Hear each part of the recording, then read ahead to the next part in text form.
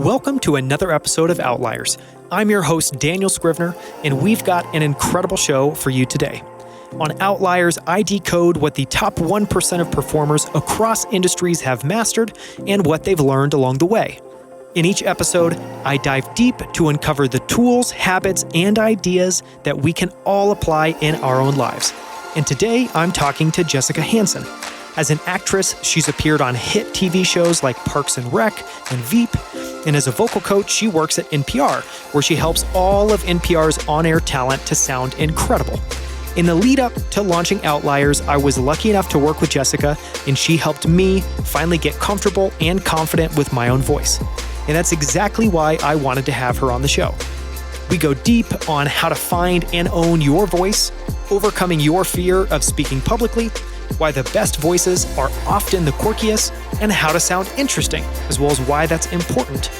And we cover a ton more. If you've ever struggled with your own voice, this episode is for you. None of us get to pick our voice, but it's up to each of us to get to know it, own it, and harness its power. With that, please enjoy this vocal masterclass with Jessica Hansen. Jessica, welcome to Outliers. I'm so excited to have you on. Oh, thank you. It's a pleasure to be here. So I wanted to start by maybe going back a little bit, and you and I haven't talked about this, but I'm curious for you, when very early on did you kind of develop that connection with your voice or with other people's voice? And was that something you discovered early in life? Was it something you discovered later in life? I'm curious where this kind of fascination came from. Sure. Yeah, no. Early in life, all I was interested in was theater. I wanted to be a theater actress, and I was very drawn to the idea of dropping into another character. And I wasn't very good actually at thinking about how to change my voice for the character. I probably thought about what that character might wear, or maybe some backstory stuff, or even, physical differentiations from my own natural way of carrying my body. Growing up, I think I just was really interested in the psychology of the characters and didn't think about the voice, I would say, very much at all until I went to graduate school. I think I was thinking about how I could use my voice better, but even then, maybe not necessarily thinking about really transforming my voice.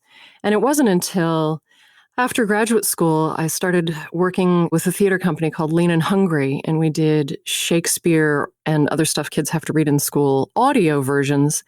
And I would work with the actors and help them to figure out how to separate their voices. Because if you're playing 2 or 3 or 4 characters on a stage, you have costumes and body posture and all kinds of things to delineate you're a different character. But if you're doing it in audio, the only thing that you have to make it a clearly different character is your voice and how you're placing your voice. And so I think that's when I really started to crystallize where you can place your voice, how you can use different resonances, different pitches, flattening the voice, opening the voice to create really different sounds. And that's when I got really interested in it.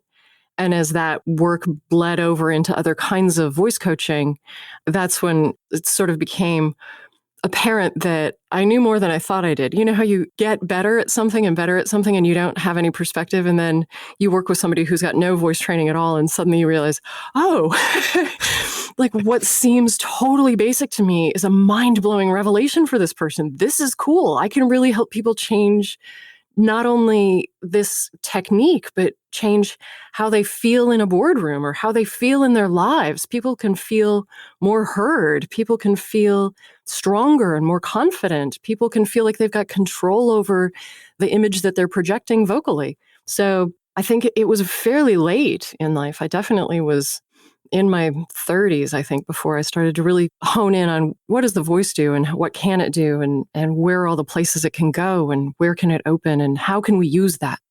And so you have that theatrical background, but then over time, like I worked with you in a setting where I was really working on my speaking voice, which was something that I have never had a ton of confidence in. And so you're able to span that spectrum of everything from singing to theatrical to more of a speaking voice. Then you're also working at NPR. Talk a little bit about what that work looks like. What does your work look like at NPR? Who are you working with and what are you doing? Sure. At NPR, the work with the people who are on air, mostly journalists, hosts, podcast hosts, correspondents, the international correspondents, also some of the executives, people who stand up at conferences and use their voices in a professional capacity, people who are representing NPR and need to have the ability to give a good presentation out there in the world. And it's an interesting breadth of people. It's everything from people in their 20s to people in their 70s, men, women, people from all over the country, people from all over the world, different backgrounds. Some are coming straight from print and have never had any experience at all using their voices. Some have been on the radio for 50 years and they're locked in their habits and they really just need to get some new skills and break down the trenches that they've built that they're used to operating in. I typically work with people one-on-one, the way you and I work together. When we were in the building, I would do some workshops, small workshops for 10 or 12 people so we could do a deep dive and give some people some skills fast. My wait list was like 2 years long. So we needed a way to get more people in, have a few skills faster. And then sometimes I go in to a tracking session. Sometimes people will say, I'm tracking the story and I'm not sure what I'm doing. Can you sit with me and hold their hands a little bit, which is lovely. I'm always happy to do that.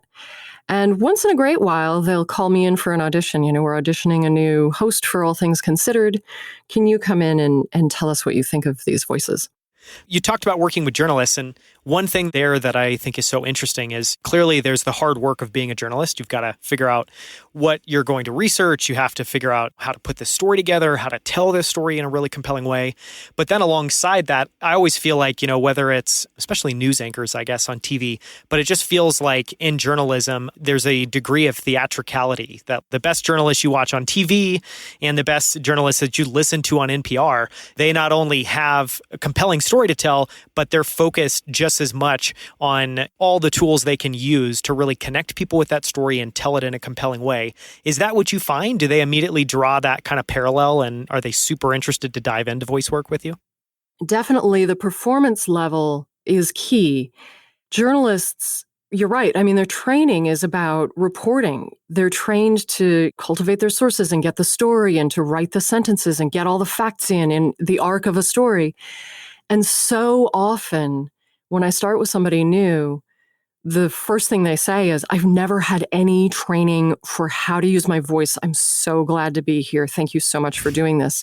Because it's not in journalism school. It's not in J school. It's not in the training. It's not in the internships.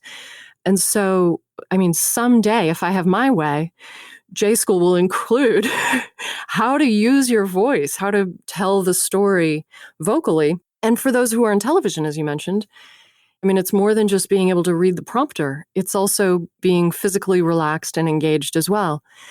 Definitely. The folks that I work with, I hear across the board just an incredible amount of gratitude that they're getting this training, because otherwise they don't know where to start. It's journalists, for sure, as an animal, are one of my favorite creatures. They want to learn, they want to know, and they're grateful for anybody to give them a hand to do a better job. But also, I think everybody who comes to this work, anybody who's interested in learning about their voice, it's not just how you sound, it's your ability to communicate. It's your ability to express yourself and reach out to others. It's not just how you sound your voice, it's your voice. It's who you are. It's what you want to say. And if you have a tool that can help you express yourself, isn't that better? So sometimes the folks that I work with, they aren't on air at all. They're people who just say, I've always been quiet and shy and I just want to be heard. And that is 100% a great reason to do voice work. Yeah, it's fascinating. I want to go back to something that you mentioned that you do at NPR occasionally, which is be a part of the panel of people that will listen to and interview potential hosts. And I'm curious there, one of the things I wanted to try to spend a little bit of time on is when you work with somebody, or in this case, where you're listening to a host for the first time, what are you listening for? Is it that you want to try to have this voice that's beautiful and perfect out of the box?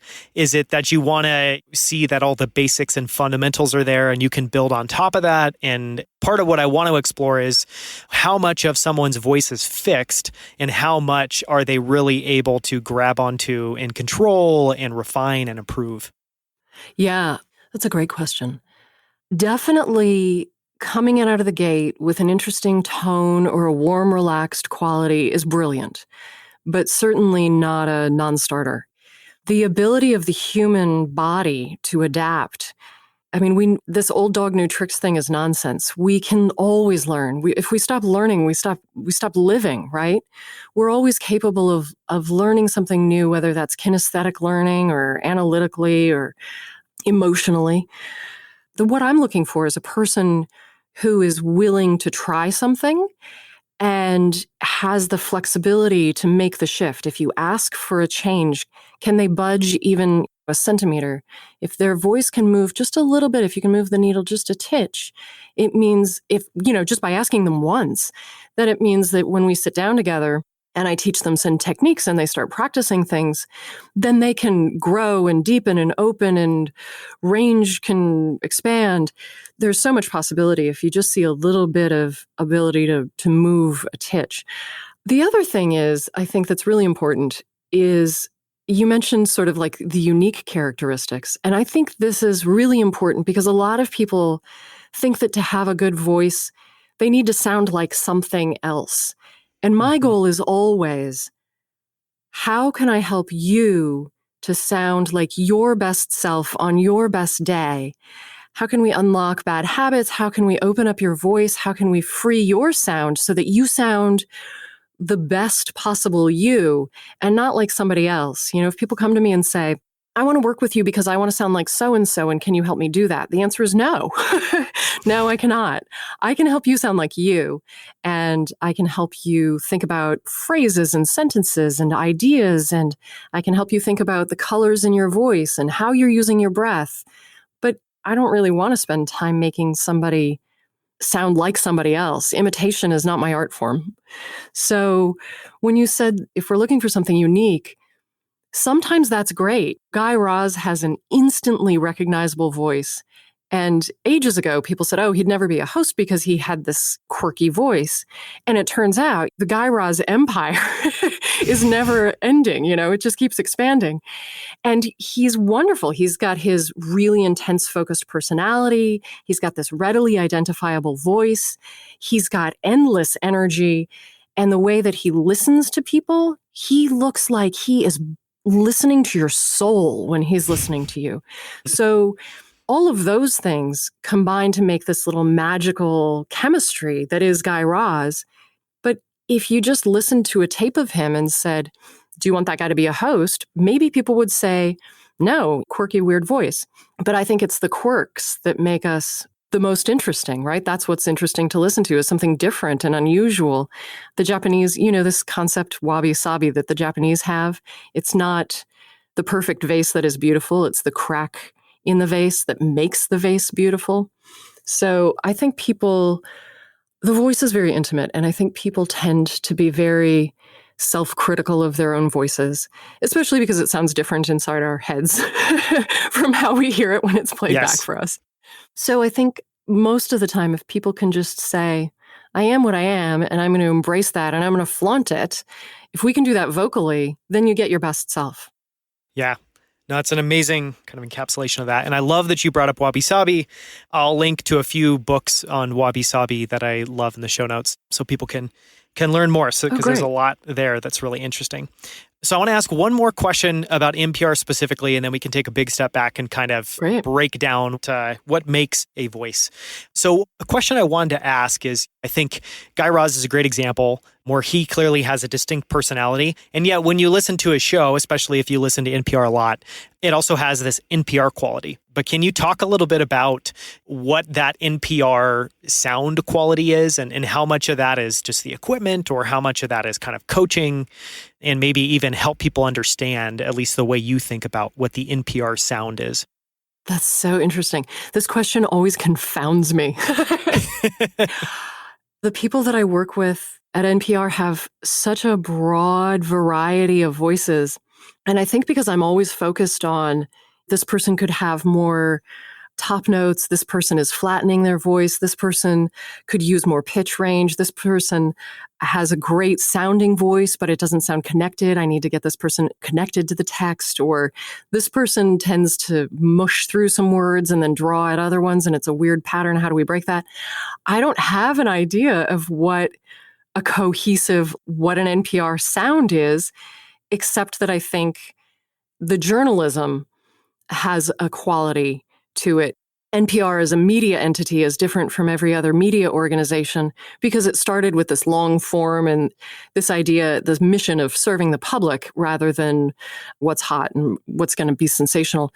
So with the educational mission and the civility and respect mission of the journalism, I think it lends, that sort of creates a foundation that maybe supports this idea of an NPR sound, that people maybe are more thoughtful, they take more time to consider. Mm-hmm. There's this idea out there in the world of being authoritative and having gravitas.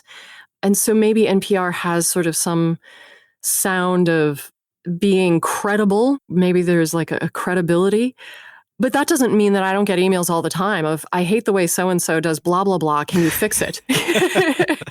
There's everything from vocal fry, and not just the women. There are men on our air who have more vocal fry than any of the women.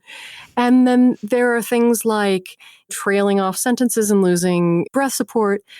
But it happens from people at age 20 to age 75. Yeah, I think you hit on it. I don't think it's a particular sound, but I do think it's almost a style or a feel to it, where it feels to me unhurried, thoughtful, considerate, like someone's truly listening, and which is a little sad to say, but that does stand out in pretty striking relief in a world where people are talking faster all the time and trying to cram in as many points as possible. Yeah. So you work with men, you work with women. On the men's side, I know a lot of men have this belief that you need to have as deep a voice as possible. But can you talk a little bit about how men's and women's voices are different and maybe what they each uniquely struggle with? Yeah, or just how to think about that. Well, first of all, wanting your voice to be lower and deeper is not limited to men. I have women all the time. The first thing they say to me in our first session is, I need to sound more serious, or I want to have more gravitas, or I want to be more authoritative. And there are women all the time pressing their voices down, and then they get that flattened quality because they're way down in the gutter of their voice.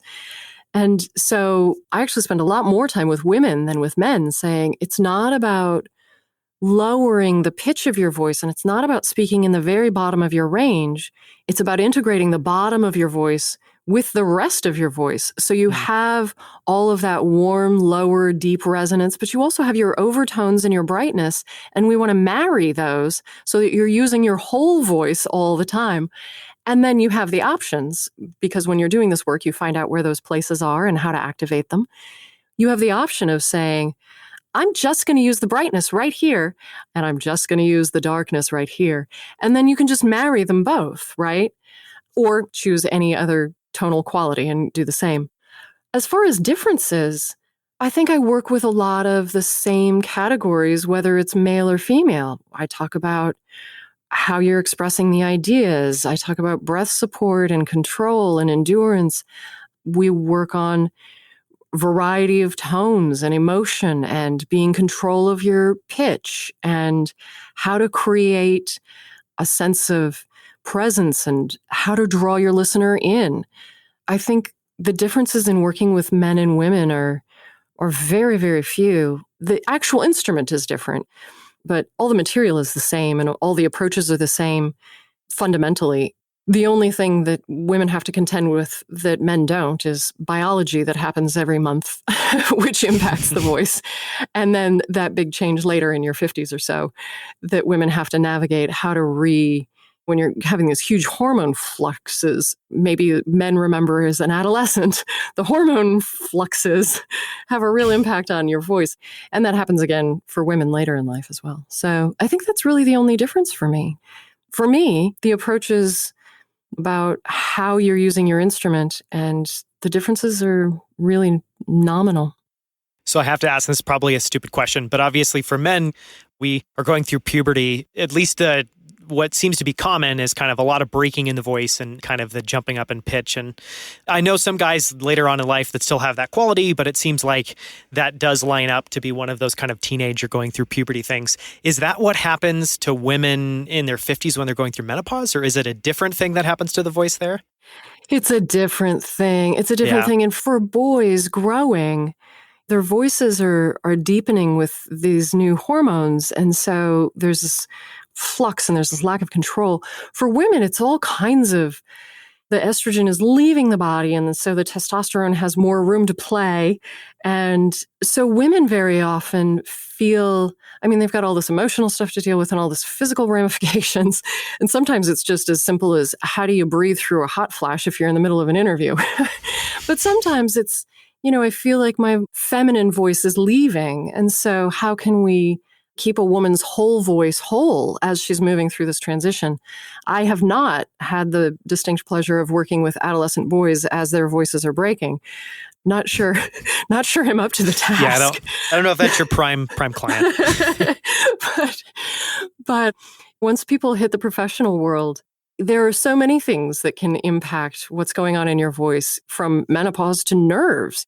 Just flat out, I see the red light blinking, I know the mic is recording, to standing in front of a room full of 500 people, to I didn't work out this morning and so I don't feel as warm. How can I get warm fast? So yeah, there are just so many ways that the body can impact the voice. And so really, the basics of my work are creating mindfulness. What are you aware of? Can you notice where you're breathing? Can you notice how you're breathing?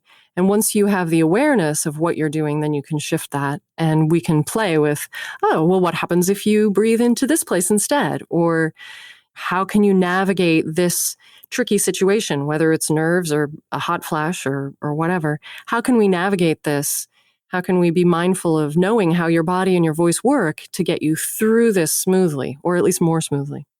So you touched on this, and I want to go back to it for a second because I think it's a universal thing a lot of people struggle with, which is controlling your nerves. And in those situations, whether you're recording audio, like I still get nervous before all of these interviews, or speaking in public, those are all instances where keenly in your mind, you want to feel confident and you want to show up as your best self and you want to sound your best and look your best. Mm-hmm. And then one thing that I thought was fascinating, just to connect a couple dots working with you, is just learning that really to get the best vocal quality, you don't want tension.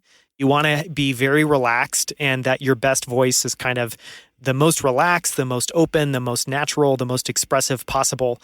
How do you help people work through that and improve that? And do you have any techniques that people can use or things they can keep in mind when they want to show up as their best self, but they're feeling that rush of adrenaline that's maybe not helpful?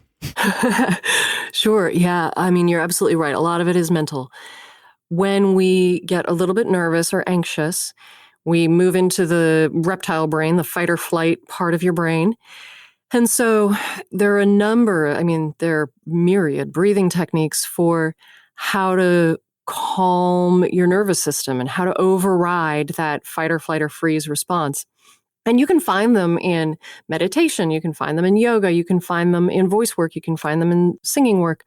The one that I love the best, that I think is the go-to for me, that I find most people can do anywhere, anytime. You can do backstage before you step out at a live event. You can do it even while you're listening to somebody asking you the question, or in your case, if you're listening to me answer it. You can do it as your producer's setting up the studio and you're getting ready to record something. It's the 4-7-8 breath. You breathe in for a 4 count. They say hold it. I don't like the word hold because it implies sort of holding or gripping or clamping down. And so you suspend the breath for a 7 count, and then you exhale for an 8 count. But what that does, the suspense creates a stillness, which helps the mind be still. And then exhaling for twice as long as the inhale overrides the nervous system and tells your mind, it's okay. Everything's okay. I'm safe. It returns you to that rest and digest brain and takes you out of the reptile brain. So it's super easy. You breathe in for 4, suspend the breath for 7, exhale for 8. And people do it once. And their faces are like, oh, I feel so much better. Yeah, it feels better to be calm, doesn't it? If you're not standing backstage or in a studio with a producer or a bunch of other people, the other one that I love is it's the simplest thing in the world. You squat. Get down on the floor, spread your feet wide, squat, drop your head so that your back is arched. You're cutting off your front body. So you take in a breath, let your head hang heavy like a bowling ball. You breathe in and you feel the breath going down your back. And your back actually has more lungs than your front. So when you breathe into your back, you're getting more air into places that it doesn't necessarily usually get to. And those lower lungs are connected to the part of the brain that manages decision making. So if you breathe low into your back, it helps you to feel more decisive, more confident. And that can also override those jitters or a little bit of nerves for whatever you're starting. Some people, though, don't feel comfortable dropping into a squat backstage before they're about to go out onto a stage live, and I get that. So 4-7-8 is the go-to for anywhere, anytime. I love that you touched on that because that's the single best little tutorial I've ever heard on 4-7-8 and 4-7-8 breathing. And it's amazing. And, I've also shared it with people that are going through, I don't know, what might be described as like a mild panic attack, or they're having just this wave of nervousness and anxiety. And it is amazing because you'll start that 4-7-8 kind of sequence and you'll feel terrible. And yet by the last 4 counts, it's just this wave of relaxation. And it's an amazing technique. Yeah. There's something about that 8 exhale that's really, your body gets to the end of that, as you mentioned, and it's like a sigh. A sigh is also one of the most wonderful things you can do for your body, voice, and mind. It's just a simple thing. You take a nice big inhale and then sigh it out, and you feel all your muscles softening and your throat opens and you're exhaling all that, the dead air, it's that psychological get rid of the gunk. It's great. So I want to start to, I guess, maybe dive in and talk about what makes a voice.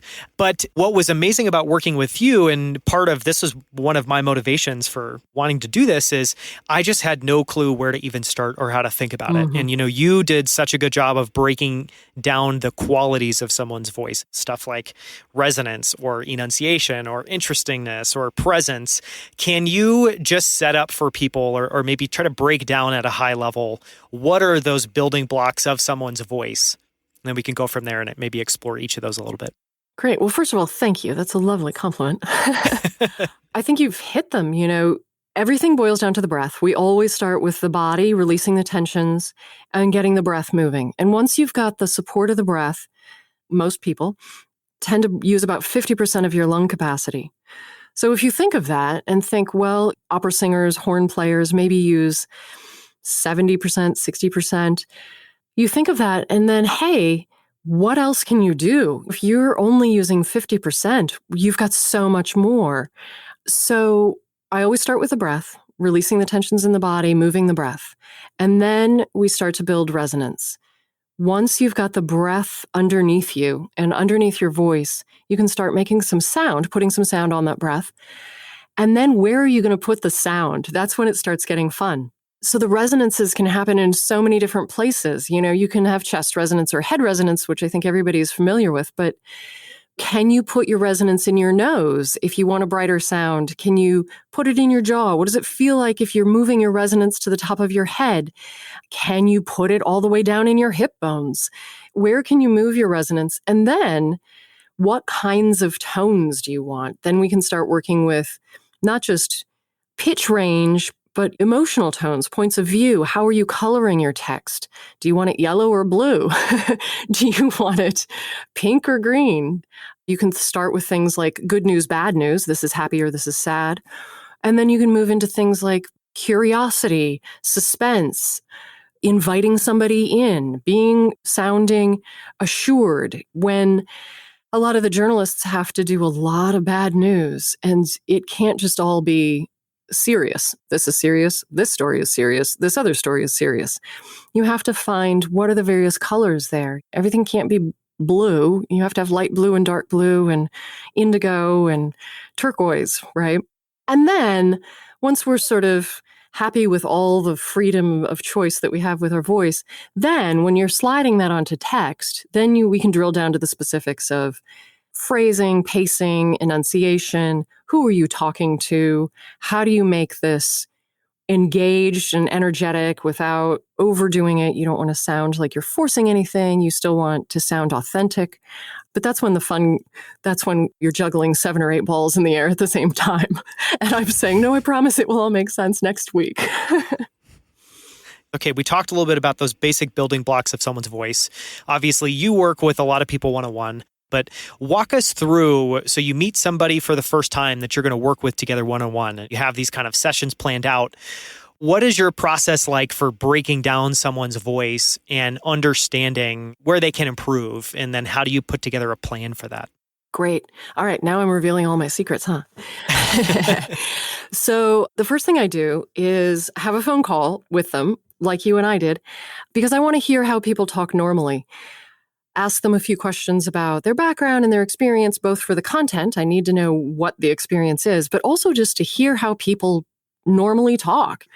When we're on the phone, you can sort of, if you don't do a video call the first time, I can't see the person, so I don't have any visual pollution, and I'm not also distracted by how am I also presenting myself. Just the phone call is pure audio. I get to hear how a person just speaks naturally. And then once I've sort of noted, where's the resonance not? Where do I hear tensions? Where can I hear, even in speech, is there jaw tension, or is this person running out of breath? Is this person a fast talker? Or does this person collect their thoughts while they're speaking? Does this person have a lot of vocal fry? Does this person, whatever? Once I've assessed that in just normal conversational speech, then I run them through a little assessment, asking them to do different things. Can they meow like an annoying alley cat? And some people cannot. Some people say, meow, meow. It's like, well, okay, great. They can't, with that prompt, imagine or put their voice up into a really annoying nasal place. So maybe I try something else, or maybe I just say, all right, we'll see if there's another way we can get to brightness. Or I ask them to do, can they do these lip trills that are magic, which you and I have done, I believe, right? Yes. And so many people can't do just the fluttering of the lips, just the. If you can't do that much, you can learn. It is possible. I have had students, clients who have learned, but it's a further distance. So maybe there's something else that we can do instead.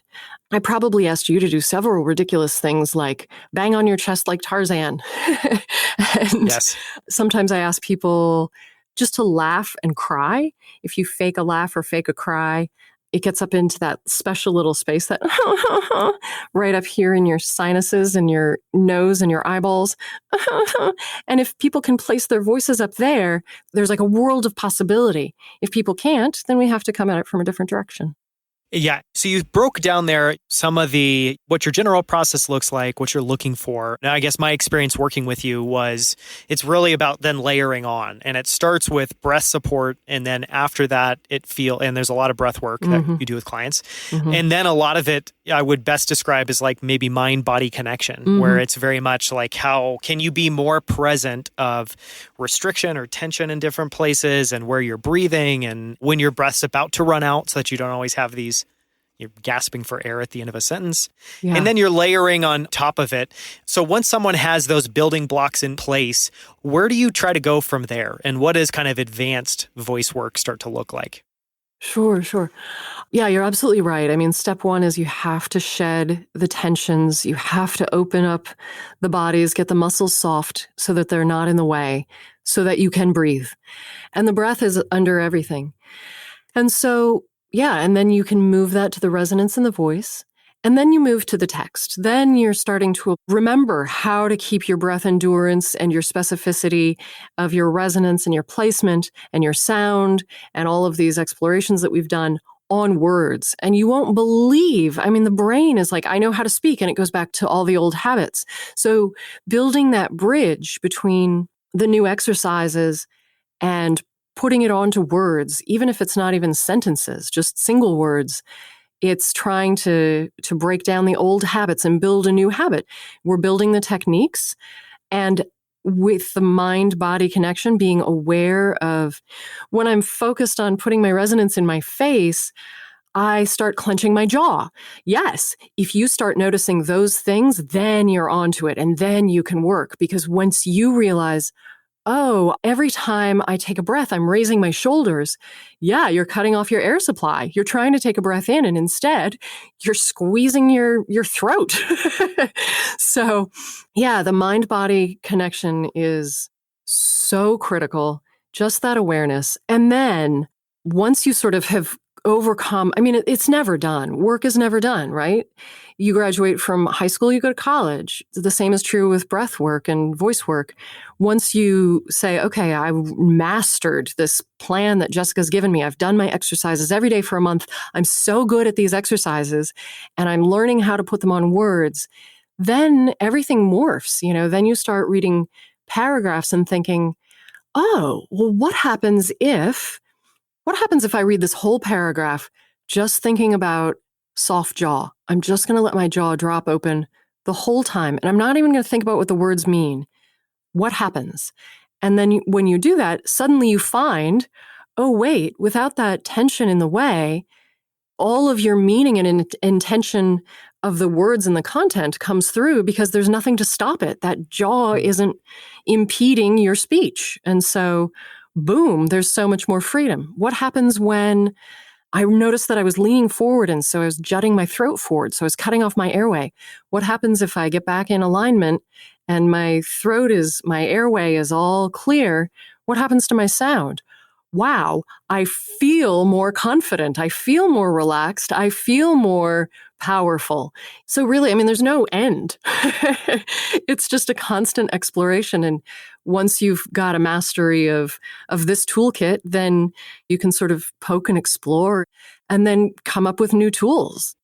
I love there that you brought up jaw tension, because it clearly a part of your work is what is there that we can improve, what is maybe not there that I can add or help them flesh out. But then a big piece of it as well, too, is in what ways are they kind of their own worst enemy? And how can we get rid of some of those obstacles? Yeah, truly. And people so often don't have that awareness, and just, you can see it even when all the coaching is remote. I can see it in the computer screen. Somebody's shoulders hike up when they take a breath, or they do the jaw exercise, but then when they're speaking, the jaw isn't opening anymore.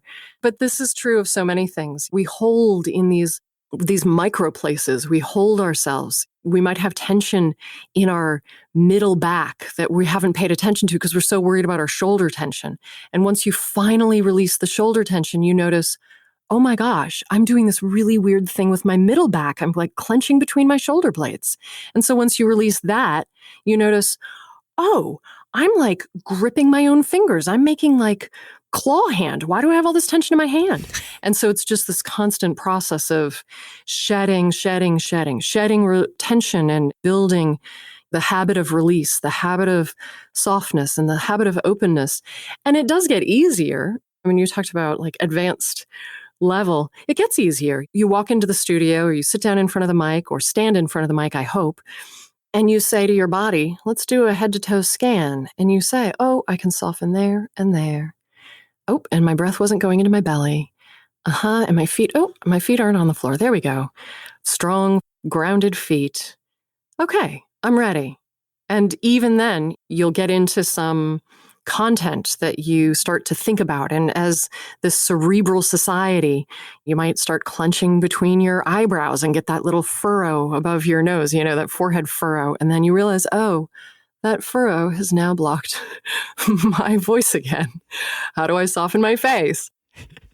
Yeah, I want to explore one thing in particular. So there were some things that after going through the voice work with you just really stood out as simple things, simple concepts that you could think about and have in your mind that could just help you have a voice that people want to listen to. And I feel like that is a big reason why I was drawn to voice work. And I knew I was going to be doing these long form interviews. And the thing I feared most was that either as excited as I was, that wasn't being conveyed in my voice and in the quality of the conversation.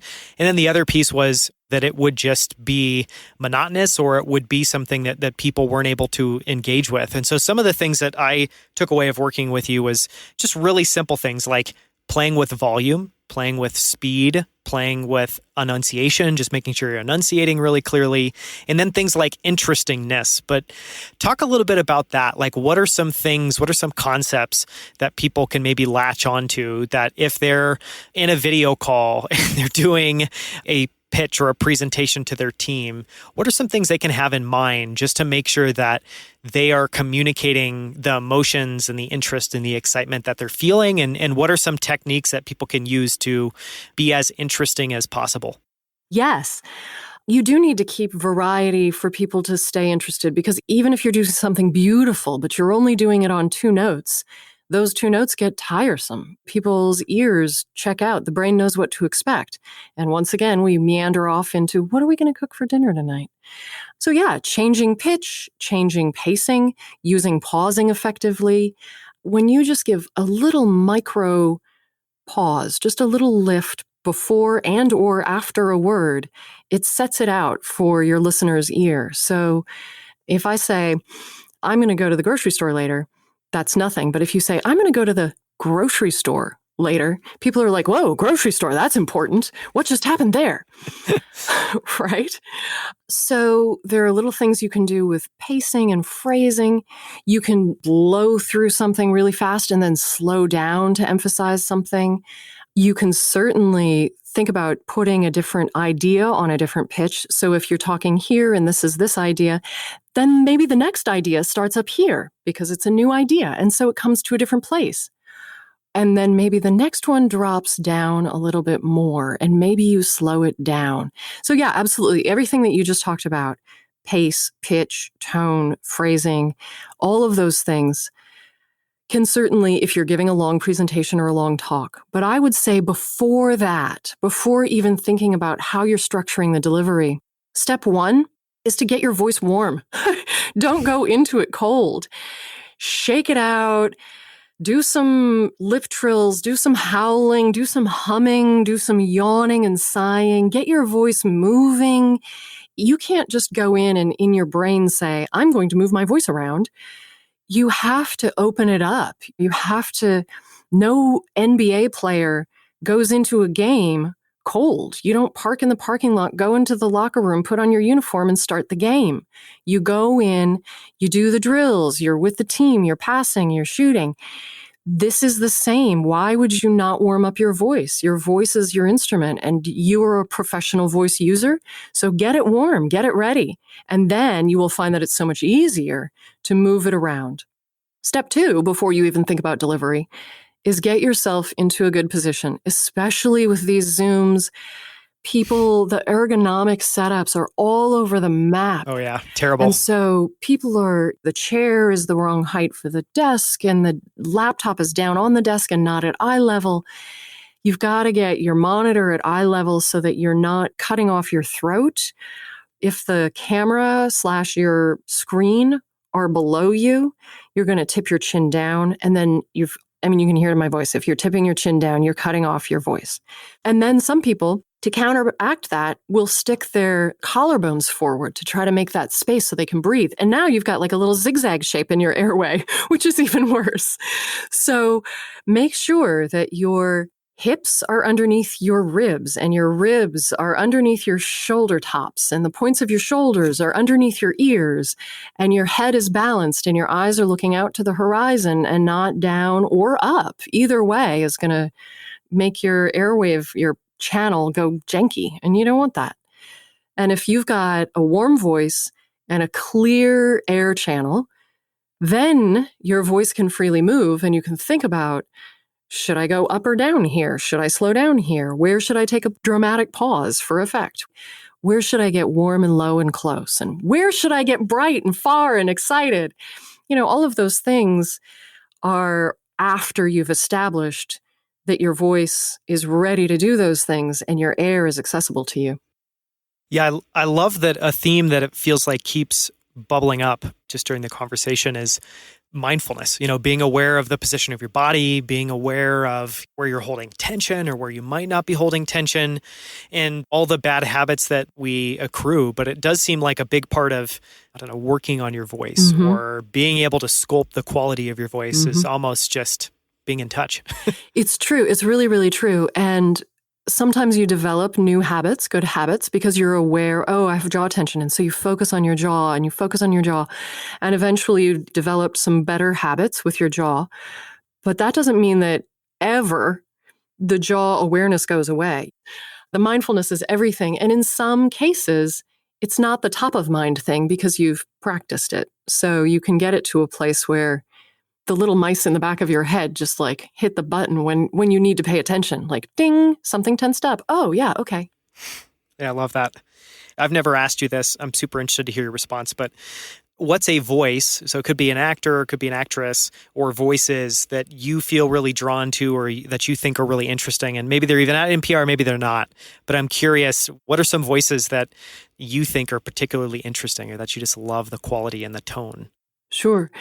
So people ask me this a lot. Who's your favorite NPR voice? And it's true. I mean, we can all point to those beautiful sonorous voices that we just could drown in, James Earl Jones. And then there are the voices like Tom Hanks that just feel so comfortable all the time. You're just like, oh, that's my favorite sweater. I could always put it on. But for me, my favorite voices are the ones that completely transform. Cate Blanchett, for instance, is one of the most transformative actors alive today. She can, if you look at her in Elizabeth and you look at her in The Gift, there's no way you could even think they're the same person. And yet, there it is. And she does that physically, but she does it vocally too. She has a mastery of her instrument that even Elizabeth from the beginning of the film to the end of the film is a completely different vocal person. She has such a subtle control over where her voice is and what it's doing. I just love to watch her on screen or on stage because her power, her control, and her subtle use of color in her voice, as well as everything else, is just mind-boggling. I love Cate Blanchett. That's the answer to that one. Cate Blanchett. Yummy. Period. Full stop. End of story.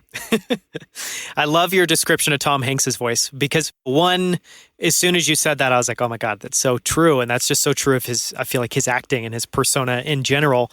But I think the other thing that's really interesting there goes back to your point that you want to figure out what that voice is, what the most interesting, most unique version of your voice is, and not trying to sound like anybody else. And what's funny, just thinking about how you describe Tom Hanks's voice is, I'm guessing you've never had a client that's come to you and said, I want my voice to sound like a sweater, like your favorite homey sweater that you want to put on all the time. And yet that's something that makes his voice just particularly fascinating. True. And we love to love Tom Hanks. And so, yeah. And he is a person who has a strong sense of self. He's relaxed and confident. He doesn't have one of those booming, sonorous voices, but he is present. He is present in his voice. He is relaxed in his voice, and you can hear it and you're drawn in, right? Well, I am. I'm drawn in. I don't know about the rest of you, but I am drawn in. I feel like, yeah, I can just hang out with Tom Hanks. Yeah, it's a good time. It's easy. We did a lot of these when we were working together, but we did a lot of weird but effective exercises. So I'm curious, just personally, are there weird but effective exercises that, one, you have every client do, and two, that you do personally that you swear by? And if you describe them to people, they're going to sound a little bit weird, but you do them for a reason. Haha. Yeah, I mean, I think there are clients out there that would tell you absolutely everything I do is weird. For sure. I think I mentioned it before, but the laughing and crying is a great one. Laughter and crying are things that we know how to do. We're born knowing how to do them as babies. We can laugh and cry. And it's such a powerful, basic human thing inside us that when you just laugh, just even start with a little chuckle, your belly, you can feel your belly connecting with your breath. And it's the same thing with a cry. It's the same mechanism and it's the same placement, That belly kicks in, which connects your breath and your voice instantly. One of the other things that I love to do is any version of a shimmy or a tremor or a shake. When you shake your voice, you shake loose all this crud. You shake loose a bunch of tension. You shake out. Even if you go get a massage and get off the table, your voice isn't going to be what it is if you shake, because you're also infusing energy in the shake. And so it doesn't have to be anything particularly structured. Just wiggle your whole body, let your arms and your hands and your head and your jaw and everything shake, shake, shake, shake, shake on a big ah or an oh, and just let all that sound come out. That's one of my favorites. It's super easy. You can do it anywhere, anytime. And it's got like full impact. You go from 0 to 60. Boom. Yeah, and I think for a lot of us, we unfortunately don't move our bodies very often during the day either. So it's just the simple act of getting your body in motion really helps. Truly the sedentary, especially now that we're all at home and we're staring at Zoom screens, we're not even walking down the hall for the next meeting. We're just... So yeah, definitely get up every hour, stretch, shake, breathe, yawn, cry, laugh.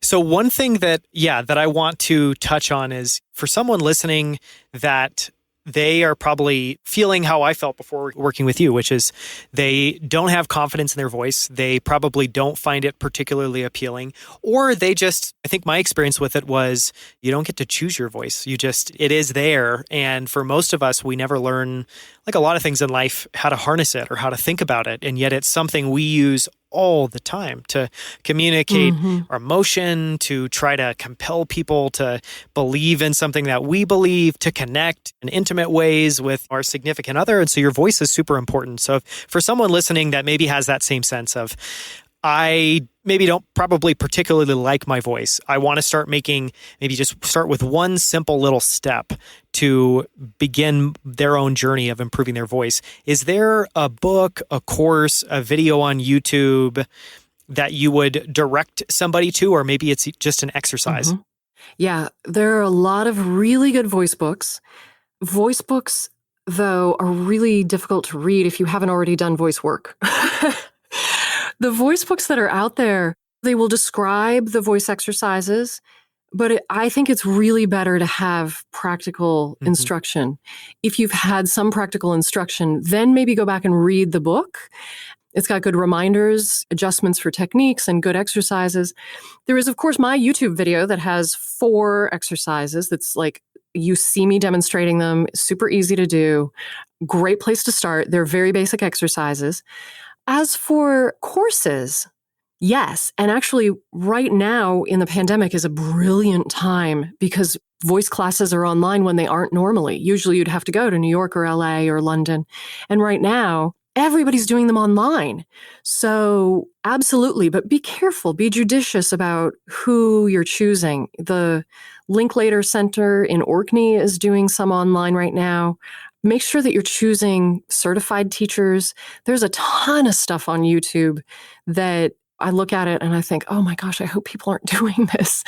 So just make sure that you're choosing, whether it's Feldenkrais or Alexander Technique or Patsy Rodenberg or Linklater or whomever, make sure that you're finding somebody who's a certified teacher. If it's YouTube or you're signing up for a class, sign up through an organization that is reputable. But right now is a great time to do a course online because things are accessible and available right now that normally are not. So yeah, the course options are great. I took last week a Linklater course that was taught by a woman in Mexico and another woman in Chile.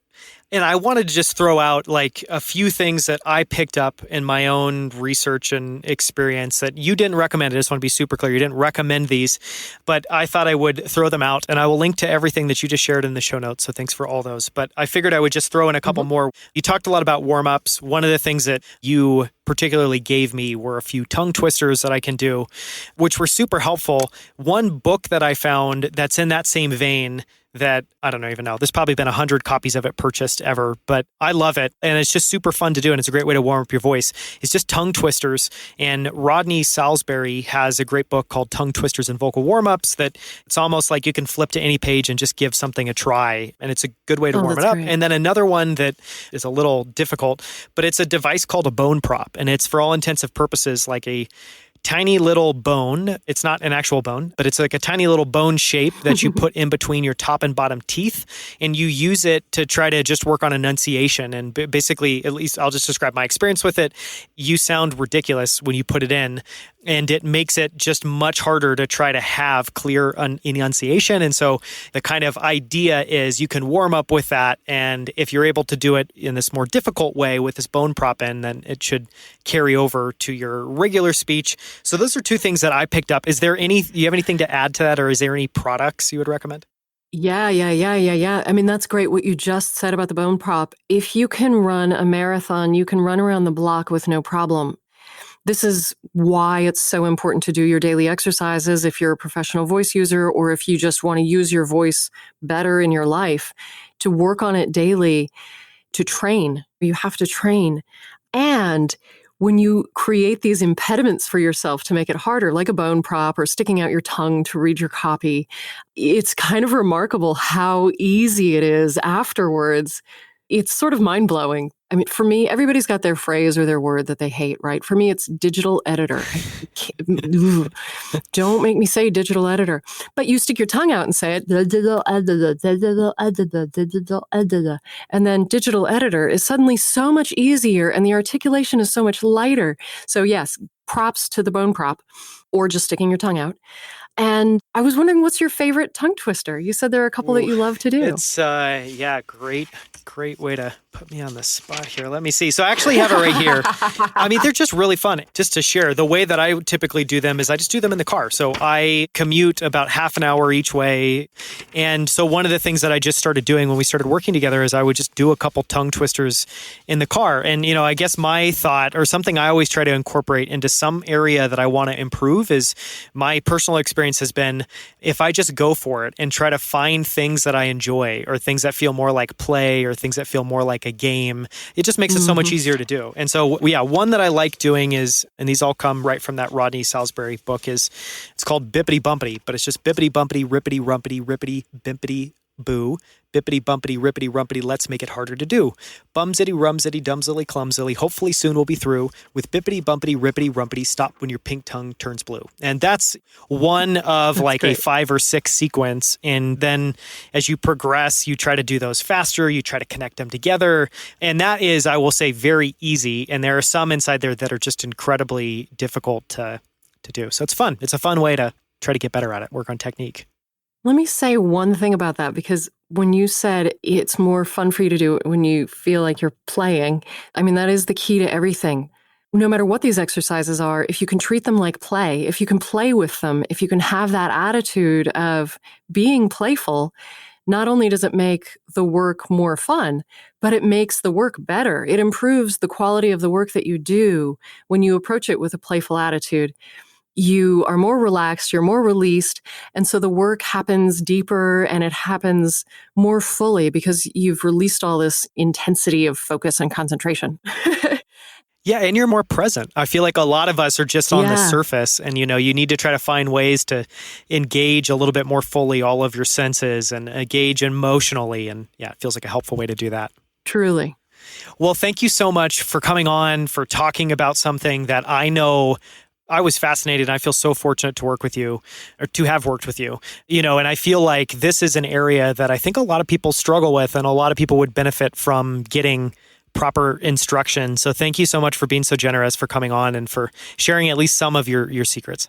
Oh, well, thank you so much for inviting me. It's always a pleasure to talk about this wonderful work and to help people understand that, they're not locked into the sound that they have. You can grow and you can change and you can make choices about how you want to sound and how you want to express yourself.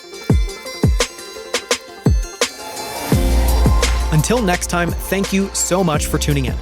For show notes, including links to anything and everything mentioned in this episode, please go to outliers.fm. If you enjoyed this episode, sign up for my weekly newsletter. You'll be the first to hear about new episodes before they're released, and you'll get the best quotes, themes, and ideas from each episode in a weekly update I call Inside the Episode. To sign up for that, just go to outliers.fm/newsletter. Just 2 more things before you take off. Number 1, if you enjoyed this episode, please leave a review in iTunes. My amazing team and I invest countless hours planning, researching, and editing each episode because we want all of them to be amazing. And we hope you enjoyed listening. If you did, please consider taking 30 seconds to leave a short review in Apple Podcasts or iTunes. Reviews are crucial in helping us get the best guests and helping more people find Outliers. So if you have 30 seconds, please take a moment and leave a short review. Thank you so much. Number 2, if you haven't already, sign up for my Friday 5 newsletter. Each Friday, you'll get a short email where I share the coolest things that I've been using, loving, and pondering each week. Those include new products I'm trying, supplements I'm experimenting with, people I've been studying, books and articles I've been enjoying, and so much more. It's super short, it's filled with awesome and interesting stuff, and it's a great way to get inspired each week as you head into the weekend. To get access, go to friday5.email. That's FRIDAYFIVE.email. Thank you so much.